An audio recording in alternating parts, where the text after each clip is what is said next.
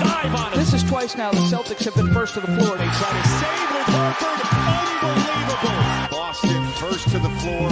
So good. Brown fakes, fires up the three. Bang! Tatum dives on the floor. Everybody dives. Jaylen Brown with the flush. Blocked by Porzingis.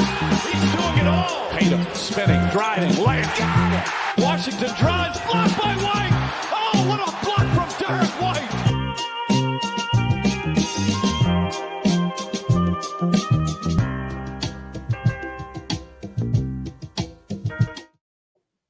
Wayne Spooney here for First to the Floor podcast. We got Jake Eisenberg and, of course, a very special guest, Drew Hanlen, CEO of Pure Sweat Basketball, but Celtics fans know him as the trainer of Jayson Tatum. Drew, how are you doing today? I'm doing great. I'm excited to join you guys. You know what I mean? Obviously, Celtics fans always show a ton of love whenever I'm up in Boston, but it's cool to be able to break down some of the insights to some of the things behind the scenes that they don't normally get to hear about. Yeah.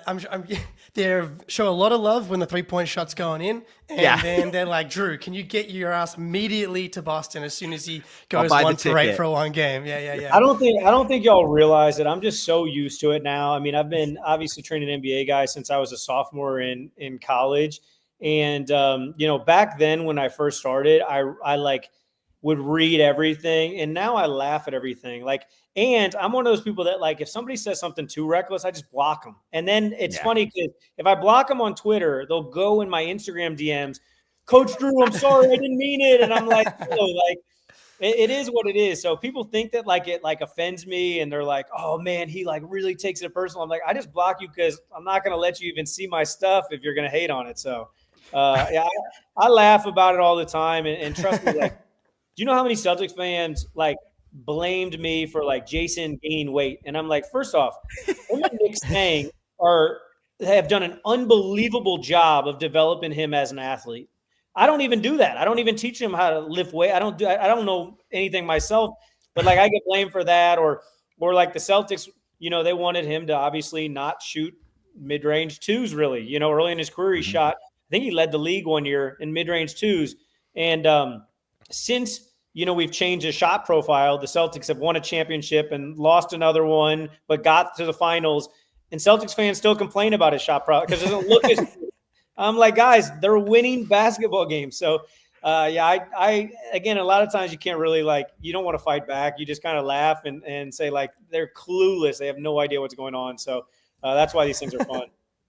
Yeah, absolutely. Jake is the king of fighting back. So if you ever catch him on Twitter, but he's going in on people in defense of Tatum. So I snap every once in a while, but when I do it, I just I go ahead and put the hammer down, where it's just I'll just respond with facts that they can't argue with. But they try.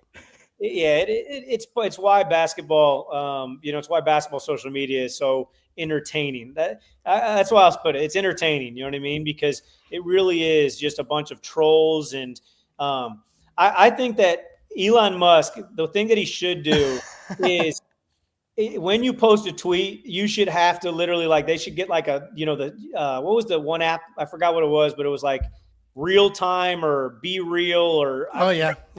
Be real. Where basically it was they got to take a selfie of you. But can you imagine seeing some of these people that didn't make it past freshman basketball, and they're over here telling Jayson Tatum that him leading his team in points, rebounds, assists in the NBA Finals isn't good enough? It's come on, man. Hey, that's me, freshman basketball captain. You're talking to right here. So, but I'm on your side, Drew. So don't worry. You have to worry about me. I love that. Yeah. No, it is fun, and I do think the Celtics fans, for the most part, are super supportive. Obviously, they wear their heart on a sleeve, and if they don't. If they're not getting the product that they want on the floor, I get blamed for it. But, most of the time they do show a lot more love than hate. And I know the ones that are mainly showing hate are honestly not real fans anyway. So. Exactly. Yeah, for sure. And Drew has a book coming out actually February 11th, 2025. Oh, yeah, let's go. You guys, the only thing you guys will care about is that name right there, Jayson Tatum.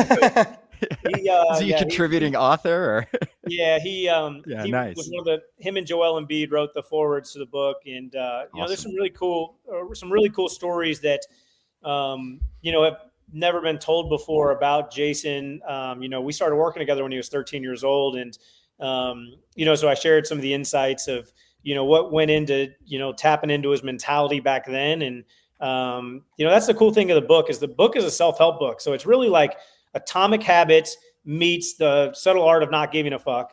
And it's that real world, like get the excuses out of your life so that you can actually accomplish the things you want. But the thing that people don't realize is I spend just as much time helping my athletes and my clients develop their mentality and their confidence as I do their basketball game. And that's really what drives winning on the court and what drives success in anything you do in life is the ability to, one, believe that whatever you're after is, obtainable and possible. And then two, being able to put together a strategic blueprint so that you can shrink the gap between where you are now and where you want to be. And for a lot of these guys, I've been with them their entire careers. And that's what I take most pride in is the development process.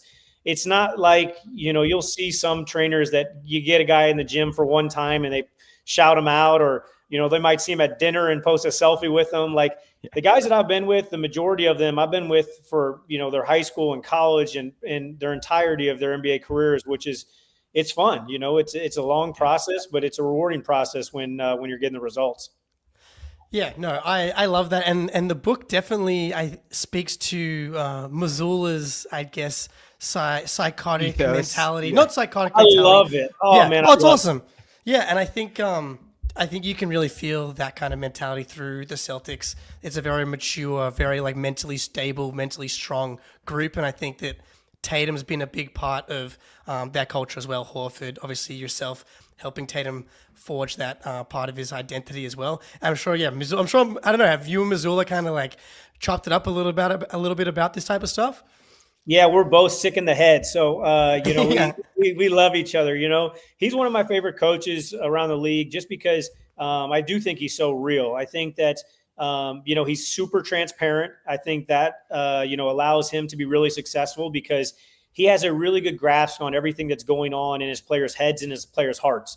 And, I think that that's a separator for him because, to be honest with you, X's and O's, we all can study the same game film. And we all do, and the NBA is a big copycat league. And, we all know the numbers behind, what makes winning teams win and what makes losing teams lose. But, being able to help tap into those next levels is something that he's been really good at. And I've seen him even, evolve as a coach, over his short period of time as being a head coach. But he's a competitor. His players love him. And he does study his ass off. And, and that's the thing that I respect most about him is, he's one of those guys that has had a ton of success early on as a head coach, but he's never satisfied. It's one of those things where he's sick enough to celebrate now and then, put his thinking back, cap back on. And, I remember when he was, got his knee surgery this offseason, he was like, man,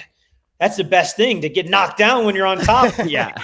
I love that mentality. So, he's a great guy. And I think that, Celtics fans should really appreciate who they have, at the helm of the ship. Yeah. And he currently has the highest winning percentage of any coach ever right now. So it's clearly working, but could you break down how much communication you have? I mean, you talked about talking with Mazzulla, but like other Celtics trainers, other development staff, and do the Celtics handle your involvement differently? Are there some teams that involve you more or less? And you could be general, of course, but. Yeah, I mean, the Celtics have welcomed me with open arms from the day that Jayson got drafted. Believe it or not, I knew Brad when he was back at Butler, from me being recruited as a mid-major point guard to my college roommate, TJ Saint, who's now the head coach of the G League squadron team, New Orleans Pelicans. He actually was a GA for Brad Stevens at Butler. And so I've known them for a long time. They came out and Jayson worked out with me in LA for the pre-draft. And it was funny because Dave Lewin, for years, I was telling him, I was like, I got the number one pick in the draft. I got the best kid in high school basketball. I got the most ready NBA player I've ever had. And I was bragging about him. And then finally draft time came. And, those guys were one of three teams that came out and watched Jayson work out for individual workouts during the pre-draft process. the Sixers did, the Celtics did, and the Suns did. And I remember, having Danny Ainge and Brad and, their entire front office there courtside watching Jayson, and they're like, this is our guy, And so they also knew how close Jayson and I were, and they had seen the development that he had, throughout his high school career. And, they're all about like whatever's going to help our players be the best on the court. That's what we're all for. And it truly is. Boston is a special, they're from their front office, the coaching staff to, everybody involved. It's just a special program just because everybody really does just want the best on and off the court for all the players and people involved. And they've welcomed me open arms from the beginning, and they continue to welcome me with open arms. And we do all work together. It's, Nick Sang and I are obviously working together all the time because he's working on the development of Jayson's body. I'm working on the development of Jayson's game and mindset. And so we're always trying to push and pull the same directions.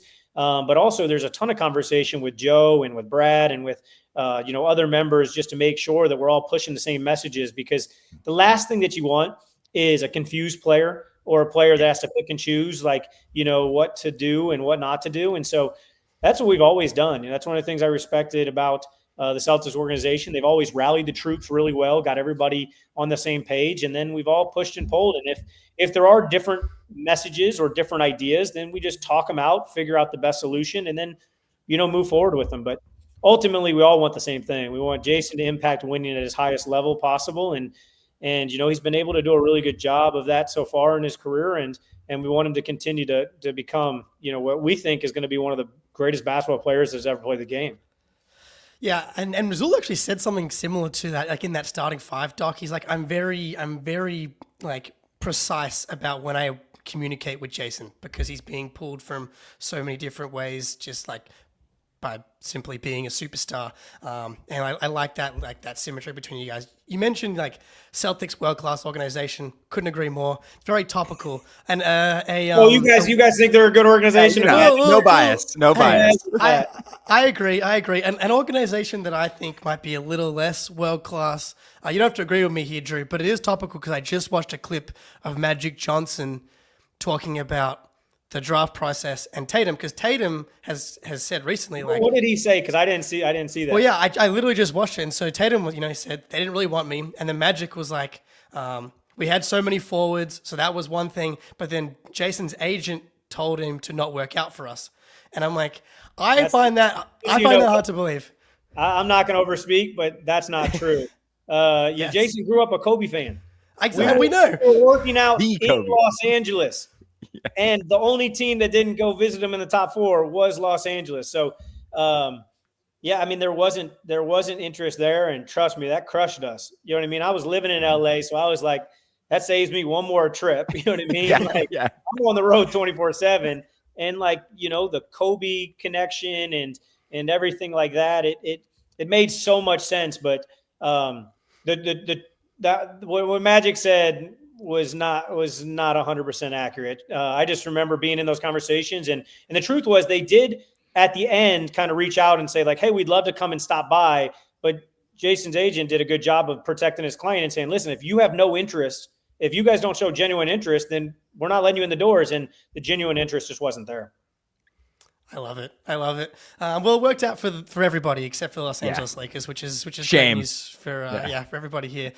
So Tatum's development and why a big reason about why we love Tatum is like he clearly has a very serious commitment to getting better every year. Is there like a development roadmap? Like, okay, early 20s, late 20s, early 30s, or is it? I'm sure it's both, but like then after each season you review what worked well, what didn't work as well, and then go from there. Could you speak to more the macro development? I'm going back to this forward. So obviously I don't want to share it too much, but in the forward, Jayson talks about his first workout with me ever as a 13-year-old. And, the first thing I did was I tested his mentality just to see if he had what it took. And then he talks about, our first week of workouts, we didn't even shoot a jump shot. This is a 13-year-old kid. And I was like, hey, we're going to start with the basics. We got to get you good at the jab. And we went and watched film of Kobe and T-Mac and Michael Jordan and Carmelo and KD. And we started breaking it down. And then we went through all the nuances of the jab. And then I was like, day 4 or 5, I was like, all right, you ready to move on? He's like, finally. And I'm like, now we got the jab, one dribble pull up. And he was like, come on, bro. And he had seen that. The other crazy thing is, like, he had seen all Brad Beal's workouts, because that's like a big brother, little brother. So he's like, I want all those moves. And I'm like, this is where I started with Brad, and it's clearly working for him. This is how we're going to follow that same blueprint, because it worked for Brad. And we're going to add in a little bit of, some more mid post, because you're at the time was, I don't know, 6'5", maybe 6'6". I don't know how tall he was back then, but we knew he was going to be taller. And so we were like, we're going to add some more mid post than Brad would have. It really is just every year we've had like a blueprint of, hey, first thing we're going to do is going to get you good with your footwork, because we know if you have good footwork, then you can take your game to crazy levels. And then we're going to get good at mid post, and then we're going to get good at mid range, and then we're going to get good. And I remember people thought I was crazy, but there was one EYBL. So Nike EYBL is like the AAU circuit for Nike teams. And I don't know the exact numbers, but I believe the entire summer he shot 7 3-pointers. He was like 1 for 7 from 3. And it was because we were changing the shot. And I told him, don't shoot threes. I don't want to mess up the process of you building this shot. And most high school players would have looked at me like I was crazy, but Jayson always had on his mind, like, I want to be one of the best basketball players ever, and I'm willing to do whatever it takes to get there. And so, that all happened. And it's always just a constant ask of, like, what do we need to do better? How can we improve? You guys have seen, each year Jayson's got better, whether it's getting downhill, like he's finishing at an unbelievable rate at the rim. A big reason of that was in the 2022 finals. He struggled when, the refs were not blowing their whistle and he's getting hacked. And so we said, okay, we got to be better finishing through fouls and through contact. And he's got better. Then it became, all right, we're going to tilt the floor and we're going to load up and we're just going to basically take away Jayson as a scorer. So then it was like, all right, we got to, improve as a playmaker, as a, somebody that can, really pick apart defenses. And you just see the evolution to his game. And again, people like to nitpick all the time and stuff like that. But he has everything in his bag. He's got all the tools, and he's a winning player. He does it on both ends. And so, when you look, some people will be like, Celtics are a super team. And trust me, they have a lot of great players. But like, Jayson is the reason why this Celtics team is a super team. And it's because he's able to play with everyone. There's some superstars that you have to literally like special hand pick, like who's around them. Jayson, you can throw anybody and he's going to make them better. And like I said, he can switch 1 through 5. He can attack any matchup. Right now, he's leading the league in isolations, efficiency. And, he's a guy that's averaging, 28, 10 and something, 5, 6 assists. And that's him also missing some fourth quarters because they're winning games by a lot. And, I said something the other day and people thought I might have been crazy, but I'm like, if you threw him on some of these shitty teams, like he could easily lead the league in scoring. You know what I mean? Like, it wouldn't be hard for him to do, but he's trying to win games. And so, I think sometimes he gets punished for whatever reason because, he's not out there stat padding. He's out there trying to win basketball games, and he's willing to do whatever it takes to win. And, I don't know where we got away from winning being the most important thing, but Jayson's won at such a high level for his entire career that I think people like hold it against him that he's like, he's only top 5 in the league in scoring while averaging double-digit rebounders as a wing, while being able to switch 1 through 5, while being, literally double teamed and guarded as the number 1 option. Like, well, what are we talking about here, people? You know what I mean? Like, I think he's going to be one of those guys that when you look up in a couple of years, you're going to be like, wait a second, he's putting together like an all-time career. Yeah. Like, we got to start showing some love and giving him flowers before it's too late. Yeah, you've been writing about how Tatum's the wing version of Duncan for a year or 2 now. I mean, Jayson's again. Duncan's a great example of people didn't give him enough credit for how truly special he was. I mean, a guy who won MVPs, was all defense like every year. Was a guy that won 5 championships. Was a guy that accomplished so many special things in his career. But and again, I think they do it in different ways. Like Jayson is putting up even better numbers offensively than Duncan did. I would say that Duncan was a better defensive player. But again, I think it has to be one of those things where he's going to have to, continue to win at a high level. And I think if he hangs another banner or two, I think there's going to be some trolls on social media. That Simpson meme where they kind of back up into the bush. Yeah, back to the hedge. Yeah, I'm hoping that he can hang another one or two up here shortly, so that that we start seeing some of those trolls go away. And again, they're going to keep hating on him. They're going to find something new to hate on him. People hate on Steph Curry and LeBron and Michael Jordan, and we're going, what are we doing? But I do think he's putting together an all-time career. Yeah, winning is all that matters until Jayson Tatum wins. And then it's not all that matters. His 3-point shot at the Olympics is all that matters somehow for some reason. But so I think we all know JT has an insane work ethic. It's part of what makes him great. Like, do you have any examples of how psychotic his work ethic is? I mean, a great example is this summer. He wins a championship. He wins a gold medal. And then he goes to China for, he had to do something, I think, with Jordan Brand in China.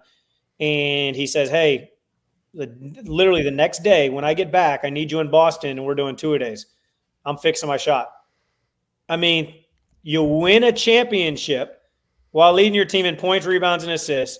You go win a second gold medal and you go to China afterwards for a marketing appearance. And the next day you want to start 2-a-days? You know what I mean? Like, yeah, that's a great. I don't even think I have to go back in the archive to give you a better example. Just, you know what I mean? So, again, he's always been about that. After we talk after every game, I'm sending him clips. We're just voicing over stuff. We're talking about what he could do better, what he should do better, and he knows that he's far from a finished product, and I think that's scary to a lot of folks, but. He's really young, and most people don't hit their prime this early. That's when he won last year. That's what we talked about. We were like, some of the all-time greats didn't win until they were 28, 29, 30. You know what I mean? You got one early. Like, now it's time to apply some pressure. You know what I mean? Yeah. So, but yeah, I mean, that's where I start out. That's what we've been saying the whole time. In the bubble, 25, 10 and 5. It's look at the list of dudes that have done that in the playoffs and getting to the conference finals. The 2022 finals, dude was in his age 23 season, and this is the opposite of normal. This stuff doesn't happen, and so for that, the trajectory is insane. So you talked about wanting to fix his shot, and I wrote about Tatum's jumper. It was Can Tatum shoot? Is Tatum a good shooter? / does it actually matter? And the point of it was this is such a small sample size compared to a 7-year career of being an incredible shooter, high volume. The catch and shoot numbers have been elite. Let me cut you off and ask you something. When you did your research, did you realize that really it was only highly contested jump shots? That was the only thing he was struggling with. Of course. Mate, you're on the right podcast. We've been talking about. Again, he was at a 10.5% on highly contested jump shots. He was shooting 38% on everything else. So the only thing was highly contested jump shots he wasn't making, which 99% of the time, it's crazy. I'm texting him after the game. Stop settling. You're so good at getting. Yes. I'm getting yelled at for he can't make these settled threes. And I'm going, I'm yelling at him to not take the settled threes. We're on the same fucking page. You know what I mean? And he knows it, you know what I mean? And again, but he's also, when you're so good, he has made so many big shots because there were some ill-advised shots in Game 6 against the Sixers that got him going. Most people would have said, don't shoot contested fadeaway shots over Joel Embiid after you started the game, whatever he was, 1 for 15 or whatever it was. It might have been worse. But guess what? Then he turned it up and he won him Game 6 and then had a 51-point game in Game 7. So that's the thing that I think is so amazing to me is he just shows up in big moments. The narrative that he wasn't clutch that was floating around for a little bit was one of the dumbest arguments. Insane. He had a 50-point game in a play-in game against the Wizards. Yep. He's had a 51-point game in a Game 7. Record. You know what I mean? He's had almost a 30-point triple-double closeout game to win the NBA Finals. He had the 46-point game in Game 6 to save the Milwaukee Bucks series, and then followed it up with a elite Game 7 on the road. On the road 46 and then 47. It's like, what are we talking about? Like just look. Like it doesn't. Google is free. You know what I mean? Like just take some time, and ChatGPT can just, if you say Jayson Tatum clutch, like it'll slap you a bunch of just amazing performances. So I think that a lot of times people just like to nitpick, and that's to me that, everyone's complaining right now about the NBA. Everybody has their own take on the NBA, but the truth is, my biggest thing is, I don't think the NBA as a product is the problem. I think the fan is the problem right now. I think too many fans it's just a bunch of trolls, you know what I mean, that are farming engagement. They don't even care about basketball. They don't know basketball. They don't know the ins and outs. They look at the Celtics. They take too many threes. And it's like, do you realize the reason they take threes is because when they drive, people overhelp? That's why they're leading the league in spot up threes.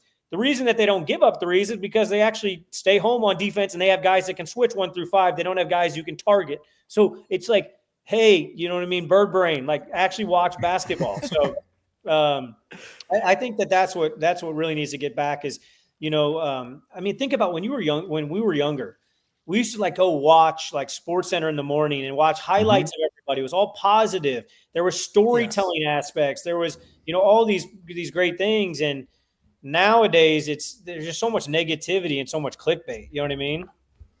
Yeah, go back and watch the Lakers Pistons 04 finals and tell me it's a better, more entertaining watch than current NBA. It is absolutely not. But before we move on, we got to jump into an ad break real quick. Game time. One of my best friend's birthdays is a few days after Christmas. So when I was back from law school and back when IT ruled the garden, me, him, and 2 other friends decided to go catch the little guy, light it up. We got to watch him hang 52 on the Miami Heat and, just enjoy being buddies. Game Time is focused on togetherness this holiday season. That means when you bring people together at live events, the experience is that much better, and it's the perfect gift. Game Time has a new feature called Game Time Picks that make getting tickets for live events even easier. Game Time Picks filters out the fluff to show you only incredible deals on great seats, so you don't have to waste time searching through thousands of tickets. As you know from hearing me rave about them in these ad reads, the WVU Mountaineers are now 8-2, prime for a big season in the Big 12 as conference play is right around the corner. Best way to get me to the Coliseum is via Game Time. You just hop on the app, search for the game or team you're looking for. Super easy, and then you're shown all the available tickets and all the best deals right on your phone. The curated deals make it even easier to find the best seats, the best prices, and maybe my favorite feature is the seat view. It'll show you exactly what it looks like from your seat anytime you buy. And when you go to buy, if you toggle the all-in pricing, you won't be hit with any surprise fees at checkout. So take the guesswork out of buying tickets with Game Time. Download the Game Time app, create an account, and use code CLNS for $20 off your first purchase. Terms apply. Again, create an account, redeem code CLNS for $20 off. Download Game Time today. What time is it? Game Time. Beautiful. That was a good ad read. You said Thank you. That was a good one. Yeah, now You're my best. Spoonie's the king of the live ad read. So Drew, we've seen like a bunch, like the unseen hours kind of content of guys working behind the scenes. Is there like a guy or an instance that like a workout got overly heated, or like I can't imagine it's JT or Embiid. Like I actually was thinking about it. You got a bunch of like insane competitors that are also like the nicest guys, which I think is not a bad thing. I think like being guys that are actually good people can also be competitive assholes at the same time. But is there like a specific workout that comes to mind, or a player that comes to mind that's just like the intensity from that perspective gets ratcheted up?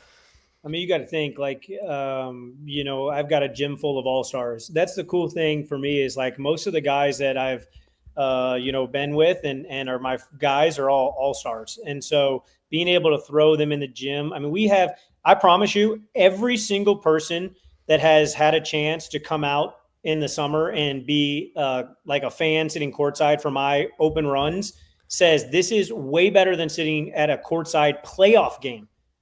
Like, because they get to hear the trash talk, they get to hear the one-on-one. There's no helping. It is straight, pure basketball. And we went away from posting recently just because of I have so many superstars, and so I try to protect their privacy. Like when they were younger, they all wanted me to post or like make sure people are like know that we're working. Now it's like they're only going to judge us by the results that happen during the season. But Yeah, I mean, to be honest with you, there's so many different things that come to mind. One of the great examples that Chet Holmgren had talked about a little bit was when Chet came out. This was before he got hurt his rookie season. He came out to an open gym, and he comes down, and Joel lazily shoots a shot, and he blocks it. And he comes down to the other end and hits the spin step back on Joel. And Chet's team end up winning that first game. And so I went over to Joel, and I was like got in his face and was like, listen, man, just so you know, everyone's going to leave here and say, Chet's going to be this great prospect. You should have seen what he was doing to Joel. Joel's like, I got you. So the next game we're playing, I think we were playing to 17. By twos and threes to 17, we try to keep them short and competitive so everybody actually plays defense, don't take possessions off and stuff like that. And Joel got the ball and was like, no help, good luck, and scored 17 straight. And I remember Chet after the game was like, he went over to Joel and was like, yo, like, what can I do? And he's like, I'm going to show you how you can stop all the other big guys in the world. He's like, you're not going to be able to stop me regardless, but here's how you stop the other guys. And started like giving them teaching points and was like, listen, he's like, Drew will help you with the rest, but like, here's some starters. But like, there's so many moments like that. The one-on-one game that I posted of Joel and Jayson, there were a couple spots where Jayson would get up and then Joel would just be like, bully mode, here we go. And just like, and Jason's like, what the fuck do I do? I'm like, yeah, you can't guard him without fouling him. Like, I know that Celtics players always like, since you guys have beat them 3 times in the playoffs, like, you guys always give them trouble, but like they do they rotate and blitz and double and triple, and you can't guard Joel one-on-one without fouling. Like the ref just has to swallow the whistle for you to actually do a good job. And so, there's been plenty of moments like that, but even shooting competitions get heated, so it's cool. If any Celtic crazy fans, I got something cool. The email just went out while we were on this podcast, but I'm doing some book bundle special things just to promote the book. And, but one of the experiences is spending a week in the gym where they can, if they buy book bundles, they can come out, they can, whether it's shadow, help out, assist with workouts if they're trainers or coaches, or if they're just fans, they can come out and watch open gyms and stuff like that. But, I'm limited, but it's going to be cool to see some like super serious fans that get to like be in the gym. Imagine being in the gym for a week and actually interacting with these guys, hearing the back and forth. I think that some people that are really big hoop fans will take advantage of it just because it'll be a cool way to get a once in a lifetime opportunity. Yeah, fuck. I'm gonna have to buy a book bundle and fly. I'm buying all of them. Just imagine I'm gonna be there for a month.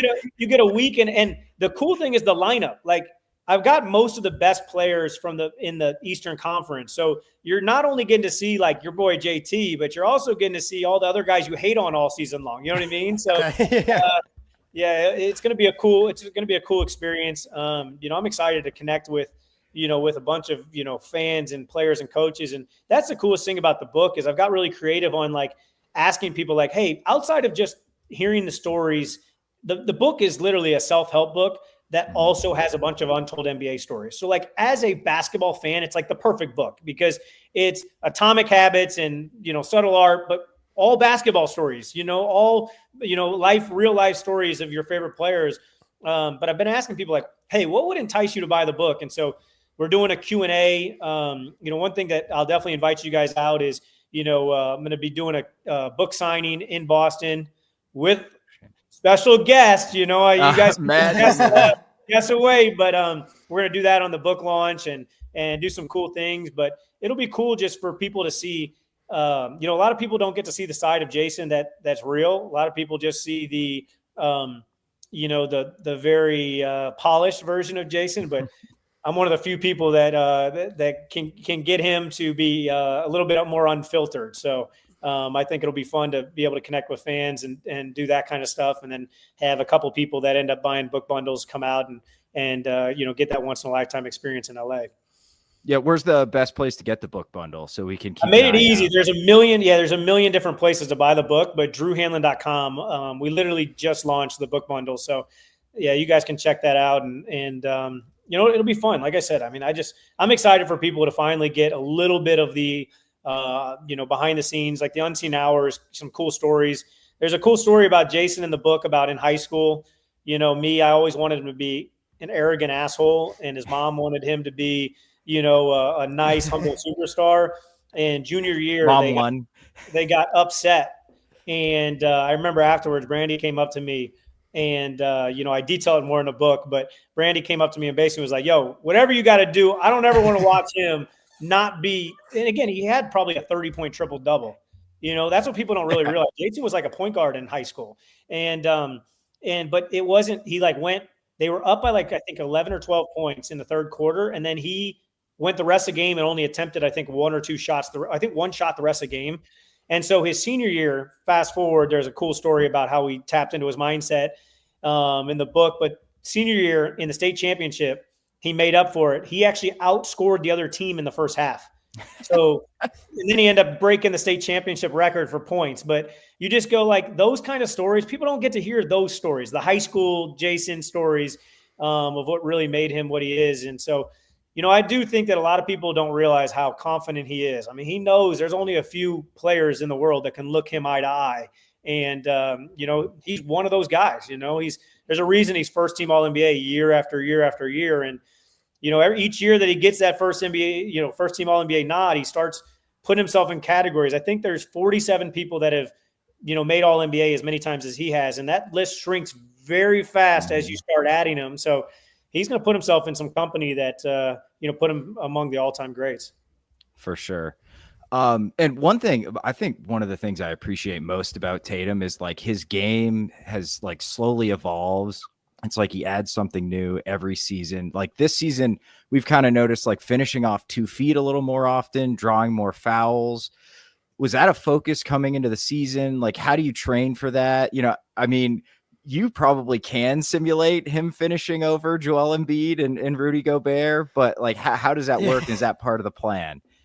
Yeah, I mean those were on it. The biggest thing was we had to get his shot feeling good again. Again, he didn't shoot bad last year. He just had he had a great numbers in the regular season. Had good numbers in the playoffs minus the heavily contested shots, which some of that's just shot profile too. I don't think that his rookie season he shot 43% from 3. And then the next season, he shot a lot more off the dribble. Rookie season, he shot more spot ups, open shots, corner shots, etc. And then, once he added in diversified his shot profile, some people were like, oh, his shot regressed. And it's no, he just shot harder shots. It's a lot easier to make wide open shots. And that's the other thing that I don't think people realize. And then I'm going to go back into your question is when you're the number one option, everything is so much harder. You're not attacking off closeouts. You're having to facilitate. You're the one getting doubled off ball screens. Then you throw it to the short roller. A short roller is driving and kicking for open shots. You're also the one in ISO that everybody's tilting the floor and they're pulling in too much and you're kicking. And now they're either shooting open shots or attacking closeouts, long closeouts because they pulled in so much. So he's asked to do so much. So we're just constantly looking at little ways to improve, and finishing off 2 feet is something we've always wanted him to do more of. He's definitely slowed down his pace to allow him to do that better. Getting to the free throw line is just an easy way to, give yourself a little break in the game and also get your shot feeling good. A lot of people don't realize not only is it easy points, but it's also get your shot in rhythm. And then just, playmaking, his playmaking has been great. So,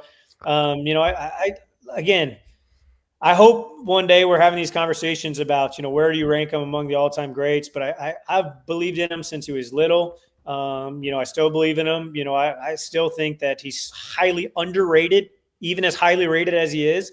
And, I'm just excited to see him to continue to grow. And I still think he has a couple untapped levels. And I think that's going to be the fun thing is helping him get there. Oh, the old time stuff is a lock. He's already got the resume of a Hall of Famer if his career ended today. And everything that we're talking about, there are certain guys that are going to unlock whatever the ceiling is, he's going to get there. And even coming into media day today, there's a fucking mosquito just flies past my eyes. He was I'm only 26, so he's completely bought in on getting to that next level of as well. So we mentioned the 46-point game, the 51-point game. Those obviously the louder ones. But was there a time maybe earlier in his career. I've got a couple of examples where, like, I'm guessing one of the rewarding things about doing what you do is like seeing all that work culminate in whether it's like a stretch of games or like one game in particular. I've got one that like I've always thought was like the one that clicked. But is there any like games from JT's career that like you saw like, oh man, the switch, like it finally. I'm interested to hear what's your game. So the 1920 season before the bubble shut down, Clippers double OT. He went like hit toe to toe with Kawhi, and he had like 39, 4 and 9 or something. And it was like, and then the All-Star break started, which was great because like that was the last game that everybody saw. So everybody actually had to talk about the Celtics and Tatum for a while. And I remember that big game being like, oh shit, this guy just like outdueled. That was like still peak Kawhi, fringe peak Kawhi. I was like, this is the stuff that we've kind of been seeing percolating, and to see it and then that was like the precursor to the playoff run where he led the team to the conference finals as a 21-year-old. Yeah, no, I don't know if there's a game or a moment that stands out for me, to be honest with you, just because, I've watched every single game from his high school career, college career, NBA career. One of the ones I thought was really cool where he stepped up was that play-in game against Washington. Because it was also that rivalry between him and Brad and two guys. Brad was the first guy I ever trained with. And so it was like the most miserable game of my watching because I'm watching literally two guys that I consider brothers, going at it. But I thought that was just because of the added pressure of the play-in plus the rivalry of somebody that he always had looked up to and still respects so much, for really paving the way and stuff like that. That was one of the cool ones. But there's so many, you know what I mean? There's so many that, that I could recall and stuff like that. But, that one stands out to me, not because it was just the loud points and stuff, but it was just because how much it meant personally, you know what I mean? And then there's some fun one. Like the problem is a lot of these games that he's had, these big games, like even game 7, I couldn't even enjoy the 51 because he also was knocking out Joel, you know what I mean? And I felt for Joel. So I'm like one of those parents, like, I don't know if you heard the saying, like, you're only as happy as your saddest kid. And like, that's how I kind of am with your clients. But, the 46 one in Milwaukee was really fun for me because, at the time I didn't work with anybody on the Bucks. And so it was one of those things where I actually got to cheer like all Celtics. That's what made the finals this year so fun for me was I didn't have anybody on Dallas. So I was all, Jayson Tatum, all Boston Celtics, which makes it fun for me. But that was another one, the game 6. It was funny because, the Bucks had left me, passes to be back, and they were not happy that I was back after the game. It was, that was really cool to be at. Yeah, obviously game 5 in the finals, like if you're talking about like culmination, that was like the peak. He's doing everything he's like switching onto Lively, Luka, and then like, he has the 9 assists, I think it was. But that was awesome. And I've watched that game way too many times that I am willing to admit. But we're going to do one more ad read, and then we'll last couple questions. All right. Prize Picks time, baby. Make your holidays bigger and better with Prize Picks, the best place to get real money action while you're watching your favorite sports. You can now win up to 1,000 times your money on Prize Picks. Yes, you're right. It was 200 times last week when we did this, so up to 1,000 now. Join now this holiday season because Prize Picks is giving away 2 free picks in December, giving away $30+ million in rewards during Pickmas. Prize Picks offers weekly promotions that can lead to big payouts like Taco Tuesday. Each Tuesday, Prize Picks discounts select player protections up to 25% to provide even more value for you. Look, we love Tatum. If you want to win some money on Prize Picks, just go more on Peyton Pritchard at the moment. Like, just ride that thing until they put that number above 30 because he's like just killing that number every single game. But yeah, download the app today and use code CLNS to get $50 instantly after you play your first $5 lineup. Download the app today and use code CLNS to get $50 instantly after you play your first $5 lineup. Prize Picks, run your game. Alrighty. Beautiful stuff. Spoonie, jump in for us. Yeah, absolutely. I mean, I got to second the Peyton Pritchard over or more. I'm sorry, excuse me. He's just been on an absolute tear. But Drew, so how much do you? I mean, we see the clips, right? Often it's a really cool clip to see Tatum like work on a step back or things like that. How often or what's the ratio of working on like screening, defense, playmaking? Defense, zero. Be honest with you, that's all. I don't work on defense with any of my guys. To be honest with you, defense, it's more of a scheme and tactical thing, and so each team has their different opinions on that. I also think one of the best ways to play defense, to work on defense, is just letting them play against the best players in the world. Like, you're getting your ass busted, you're going to learn how to play defense real quick, or you're going to get shit talked out of the gym. So I guess in a way we work on defense, but to be honest with you, it's mainly offensive stuff. But we do a ton of film, and just identify spots on the floor and strategies against different types of defenders and work on all the ins and outs of the offensive game. Yeah, because like on the screening thing, because that like talking about things that he probably doesn't get credit for, like he's gotten so much better as a screener. Like, is that something that you guys work on? Like, in like obviously the playmaking stuff. I mean, to be honest, he's gotten way better. Yeah, it's not. We're not working like we're not sitting out there screening air. You know what I mean? But it is.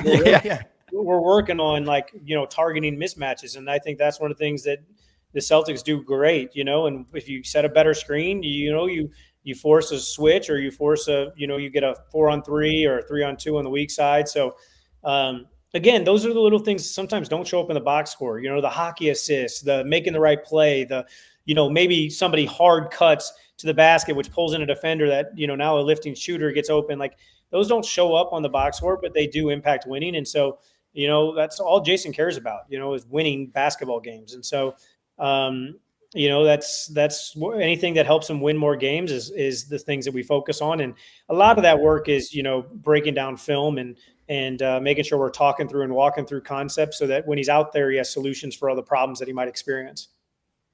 Yeah, that's awesome. You've been super generous with your time, Drew, and I know you mentioned the book has untold NBA stories. Before we go, can you give us one you haven't hit on earlier in the show? A JT one? Anybody? I'm gonna say let's go with a cool one with Brad Beal. So there's a Brad Beal one just because we talked about him earlier.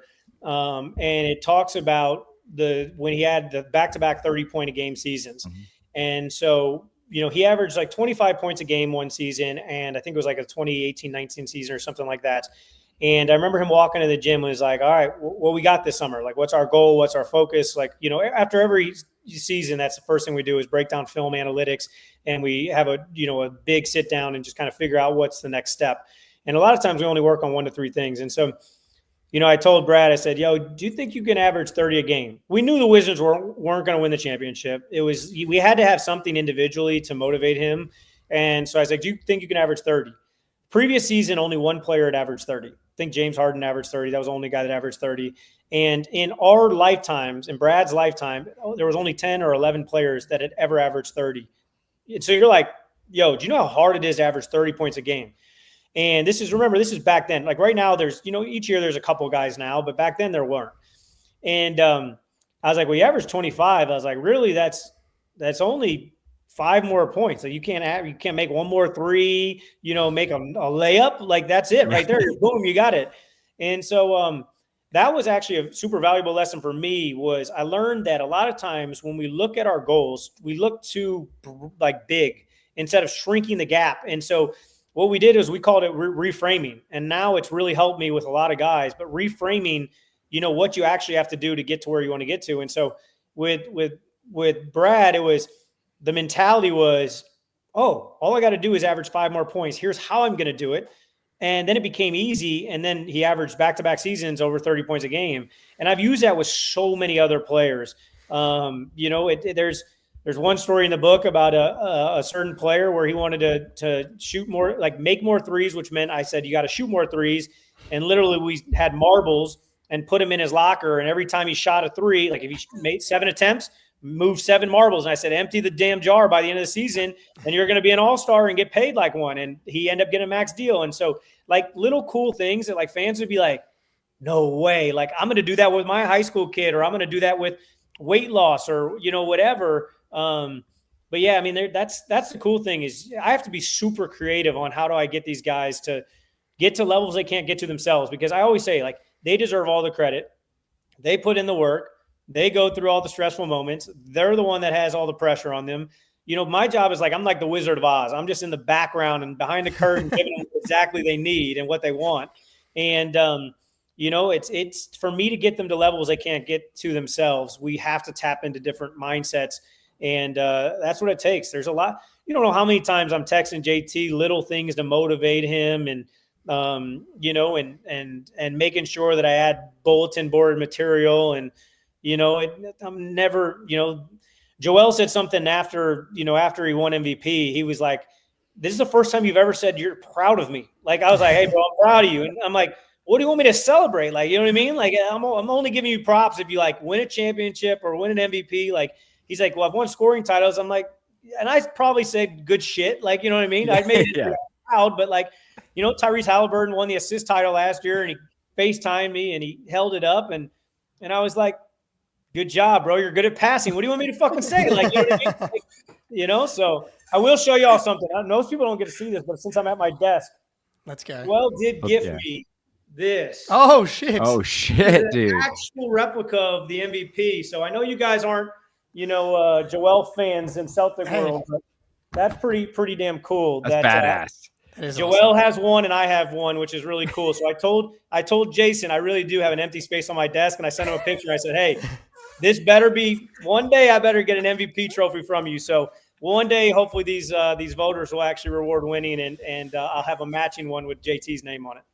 He'll get one eventually. But yeah, man, look, you've been awesome. We really appreciate you coming on. Like, hey, if you ever want to come on and vent about how the voters or whoever's being an idiot online, like, this pretty much is what we do here for several hours every week, is talk about everybody's stupid and how Jayson Tatum's awesome. So like, that's just I love it. Yeah, it's a great theme. That's a great theme. So yeah. No, I look forward. Like I said, we'll connect in person. Like I said, we're gonna have a book launch at some point in February, but.